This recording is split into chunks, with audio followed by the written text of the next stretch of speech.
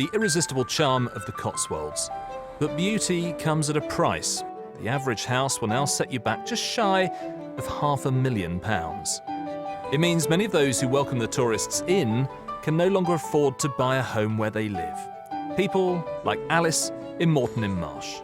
I think they're extortionate, really, especially for first-time buyers, because a lot of the people that were in London are now finding they can work from home, so they're buying up the properties, which has put the prices up, obviously. So for people like me and my husband, you know, we work really, really hard, but we can't buy a house because they're so extreme, or the affordable housing is gone because so many people want it. So yeah, it's awful, really. But we want to stay in the area because our daughter's at school. We like the area. It's a nice place to live. But it's extreme. It's actually quite depressing, really. Yeah. Just renting and renting and renting. Yeah. Which is of course a waste of money, isn't it? You know, you look at all the money you've put into it.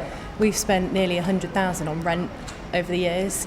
I think that would have paid off a massive chunk of buying a house. But it just isn't happening.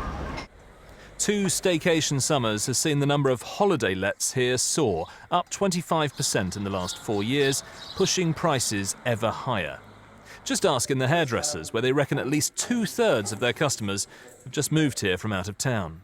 The village where I live, there's about 340 houses, and I think it's almost 15-20% are Airbnb or rented out through various agencies. A lot of those people came back during lockdown. They kind of thought, I want a garden. So we had lots of people here, and it's like all the lights went on for about a few months. And then because they're smaller properties, they've gone back to Airbnb, but a lot of those people are then trying to buy in the area. But properties come and go very, very quickly. It's a real shame that young people today can't get on the property ladder. You know, they want to move out of home. They've got to the age where they want to move on, and they just can't afford anything because properties have gone up. They're so expensive. The cost of living is so much more expensive.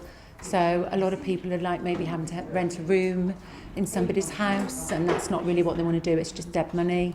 So, I mean, I know of people that have had to move back home and live with their parents because they can't afford where they're living anymore. It's a real shame. Something's got to happen, something's got to change. And something might happen. The government this week announced a consultation seeking solutions. One question is whether holiday lets should be registered or even licensed. For Gemma Elizabeth Conway, who runs 12 holiday properties across the North Cotswolds, a registration scheme sounds like an excellent idea. So we would very much welcome a change. We'd like the government to step in. It would be great to be able to regulate the industry, so you wouldn't be able to get the cowboys coming in, buying a property, running it in a slapdash manner. It's not clean, people turn up and it's not been done, and it would be nice to give the industry a really good reputation. Other parts of the UK are taking direct action. From next April, the Welsh Government is giving local authorities the power to raise council tax by up to 300% on second homeowners. In Whitby, North Yorkshire, local residents held a referendum calling for all new build properties to go to local people. But balancing the needs of local housing with those of the tourist economy is an unenviable task. People are buying property for investment, and it has been a great investment for people over the years. And in times of high inflation, people generally jump to property, which is, once again, fueling the property market. There's been quite a lot of regulation and legislation change in the private rented sector, which has changed the market there and actually made it fairer and better for tenants to be able to rent higher quality property. They haven't actually done any regulation in the holiday let. There is some, but not to the same degree. So I think from a political perspective, if something is done, then it might make it more attractive for people to go back to the private rented sector. So it's just trying to get the balances right.